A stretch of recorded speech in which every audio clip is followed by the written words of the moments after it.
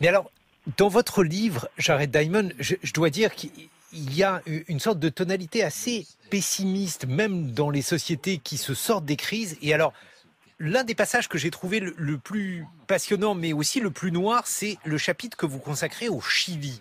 C'est-à-dire, vous montrez que finalement, entre le démocrate Allende et la dictature terrible de Pinochet, il y a eu, pour le démocrate bien sûr, une série d'erreurs qui doivent être expliquées. Expliquez-nous justement comment vous retracez l'histoire du Chili.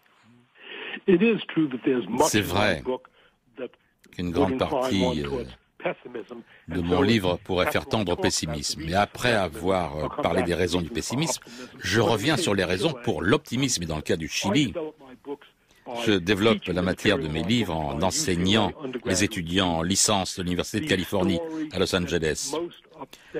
Ce qui obsède le plus ces étudiants, c'est l'histoire du Chili, parce que le parallèle avec ce qui se passe aux États-Unis est tellement évident. J'ai vécu au Chili en 67. Le Chili a été le pays le plus démocratique d'Amérique latine. Quand j'ai vécu là-bas en 67, c'était toujours une démocratie en fonction. Mes amis chiliens parlaient avec fierté de la démocratie chilienne. Ils disaient, nous sommes des Européens, nous ne sommes pas comme les autres États latino-américains. Et pourtant, en 73, il y a eu cette terrible dictature militaire qui a battu les records mondiaux de la torture.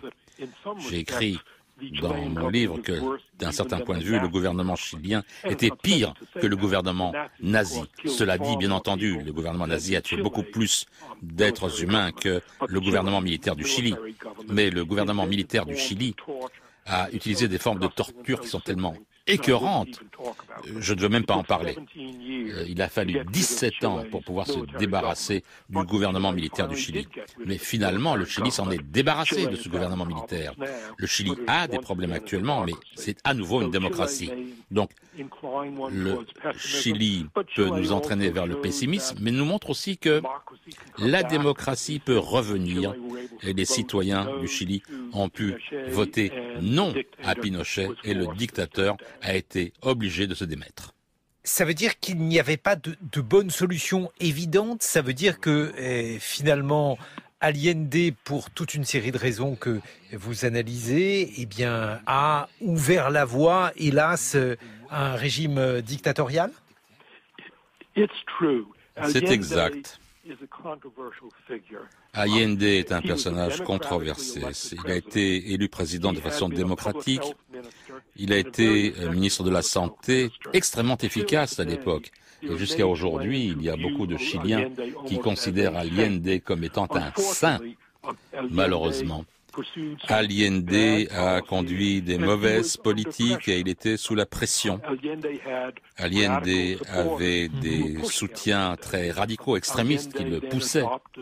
Et Allende a adopté des mesures économiques qui se sont prouvées désastreuses pour l'économie du Chili.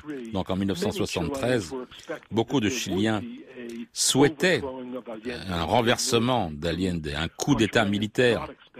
Mais ce que les Chiliens n'attendaient pas, c'était que ce coup d'État militaire, au lieu d'être au pouvoir pour un mois ou deux, pour faire advenir un nouveau gouvernement, eh bien, par exemple, en 1958, il y a eu des grands changements en France.